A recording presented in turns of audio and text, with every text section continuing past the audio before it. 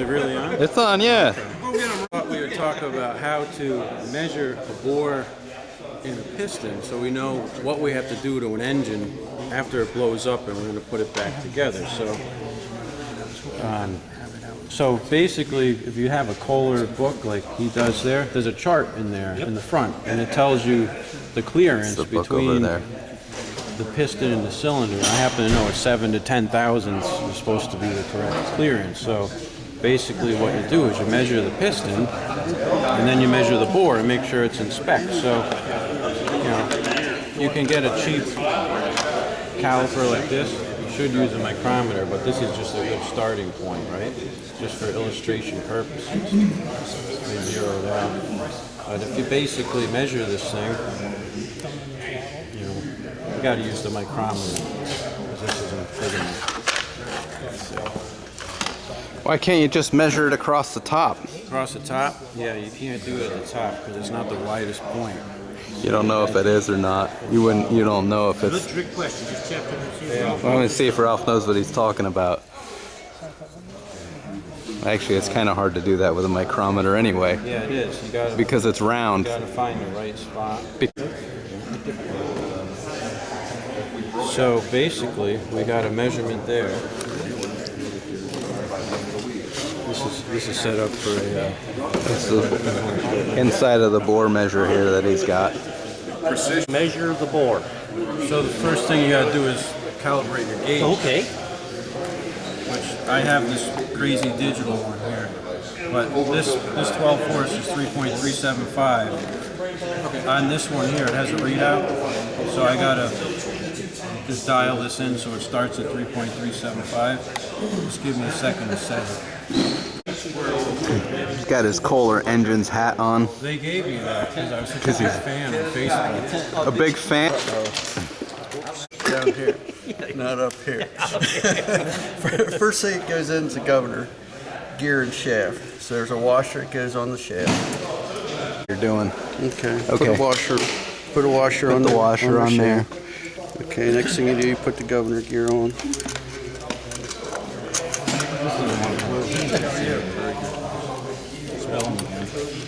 Looks like the weights go out.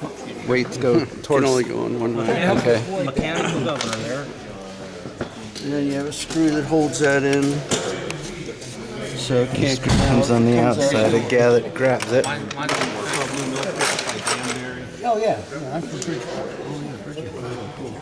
Yeah, my wife's from This is something you always want to check. Make sure that rivet doesn't come loose, because that's what works your governor. Okay.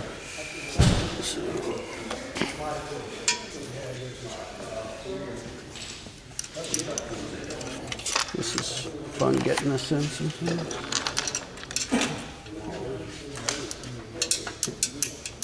Okay, We'll talk about that later.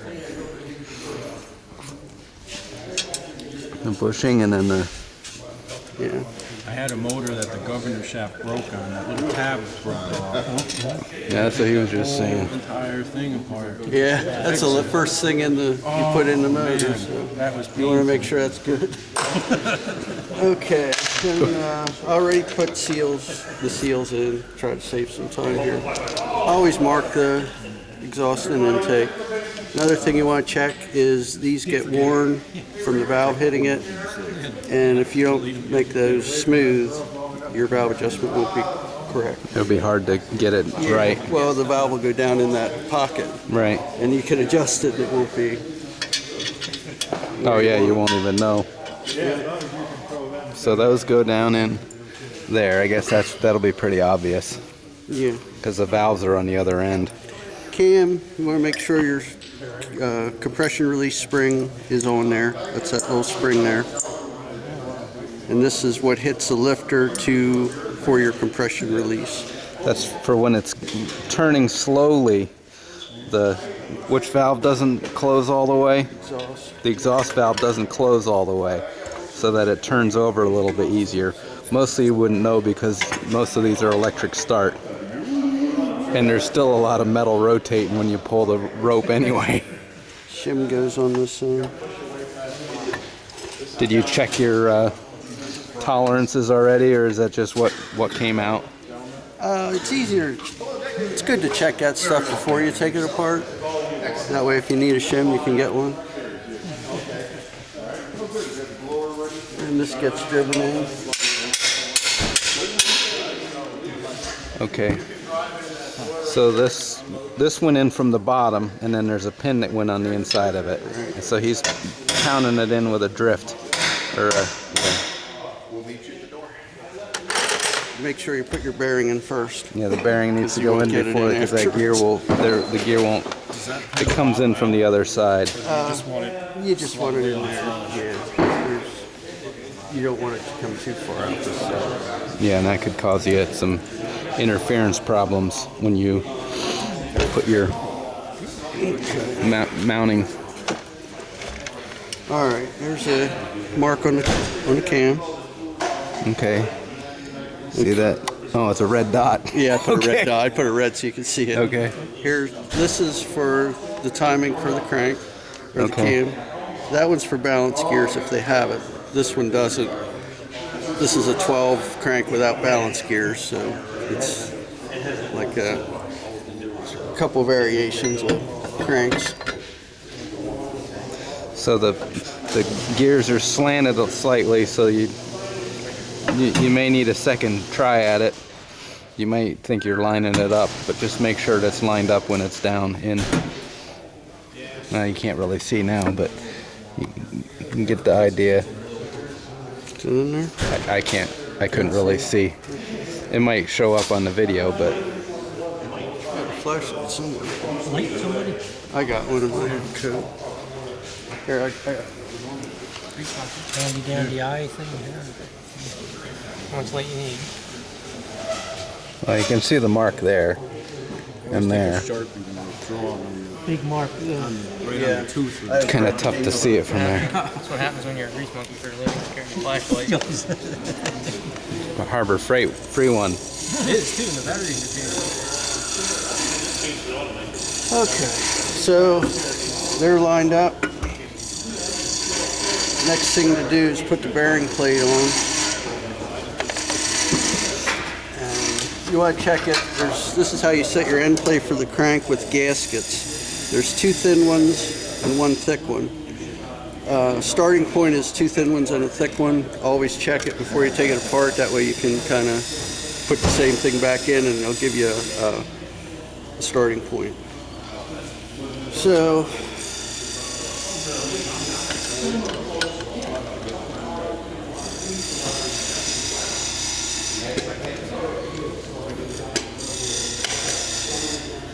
they don't always go on that easy.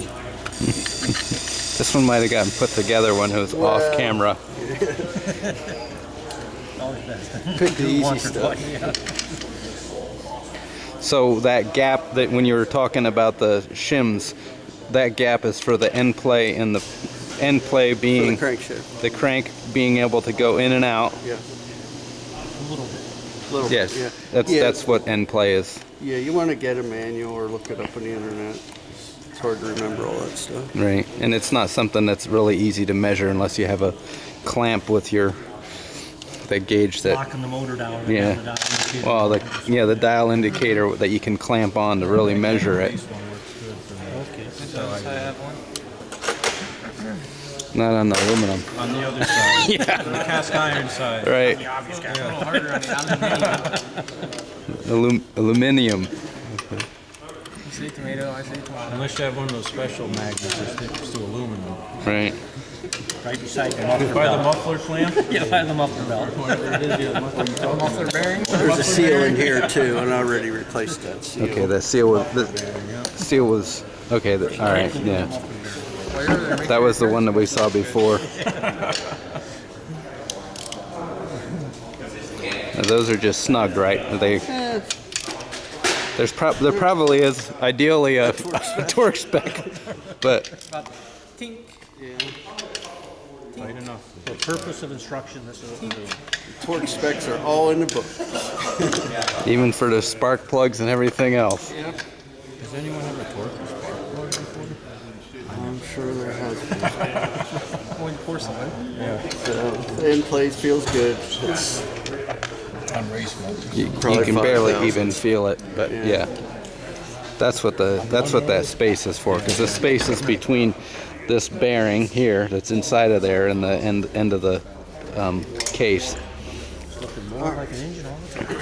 Sure. Almost done.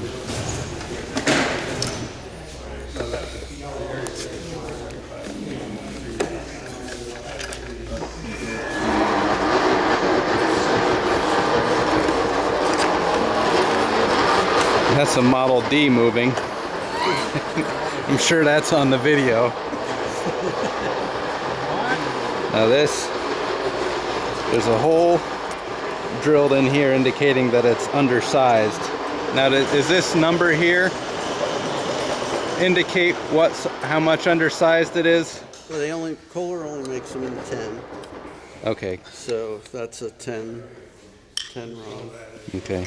So yeah, the hole that indicates That indicates that it's an undersized. And then we talked about it before, but there's a .010 on the bottom on the piston here.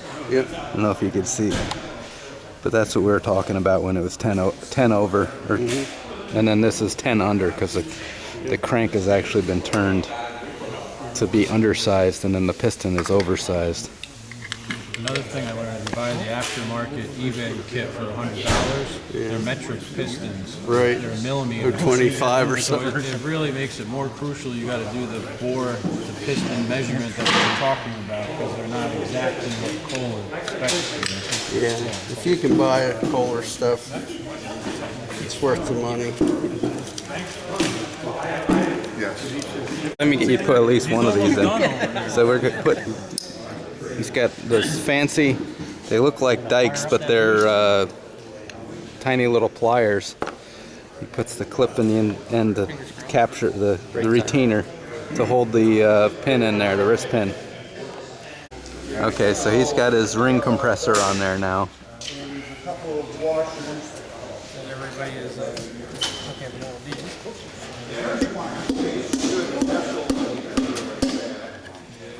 Okay. That's that easy, getting it in there.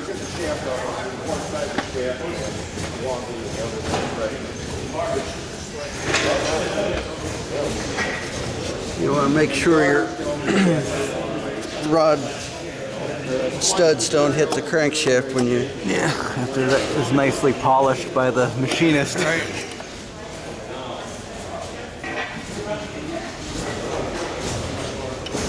Okay. So this is before when he was talking about the journal being down. This is the journal here.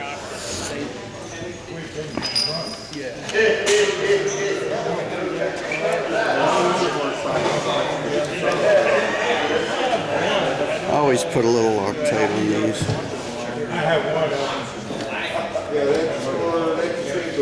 Just a little drop. That's just a personal preference. Yeah, well, you've probably seen enough that where it came apart I've too. seen enough that were loose. Oh yeah, loose. Yeah. That's better than coming apart, but yeah.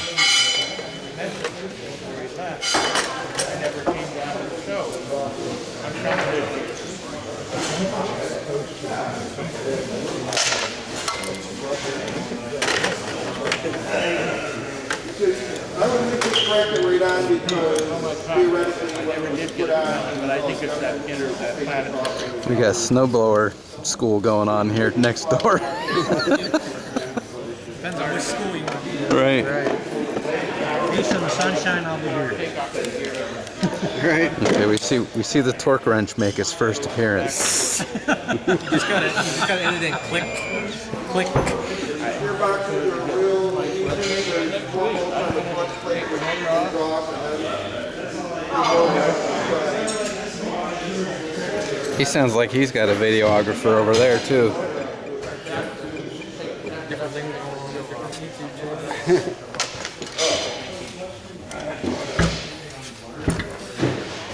So nothing ever lays flat unless it's off the side of the table. Is that gonna beep or click?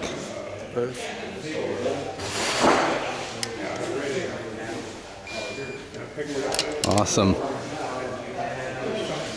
beep and vibrating. 260. Yeah, mine only goes quick. Okay, then you just want to double check, make sure you have the rod on correctly, your arrow's there. Always run a marker through so I know I checked it. You know you torqued it. So, another personal preference there. All right, everything's done in there. We can put the pan on. Then it'll sit flat. Yeah.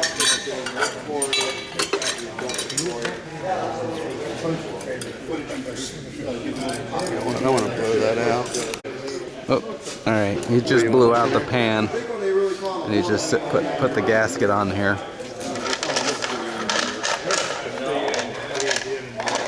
Built good back there.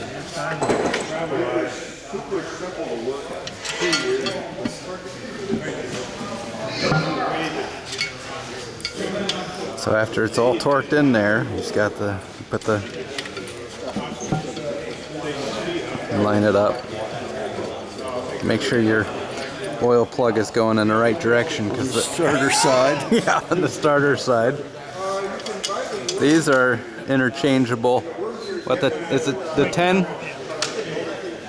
These are the 8 8s are not. K181s are not. This is the 12 horsepower. It's the same pan as the 10, right? Yes. And the 14 and 16. And the bearing plate is the same on 10, 12, 14, and 16, depending on the ignition. okay, yeah, the pull starts, but So, yeah. yeah, it changes a little bit. Now, I've got it to sit flat. Now it can sit without hanging off the table.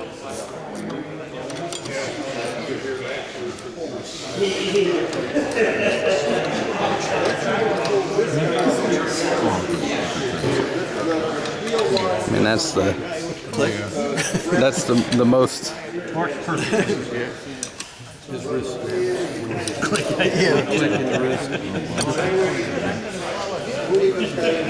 Always helps if somebody buys something off my trail. This was like a Stator. The items that you order I'll yourself. come out and see you later. You know, I'm trying to Now this triple fix it. this is called a stator, and some people call it the alternator. But an alternator has that piece in it. An alternator, in this case, the magnets are inside the flywheel. You see the magnets inside the flywheel, or what? You see the flywheel there. But an alternator would have this in it, and the magnets would be part of it. Since it's kind of a standalone, people call it a stator.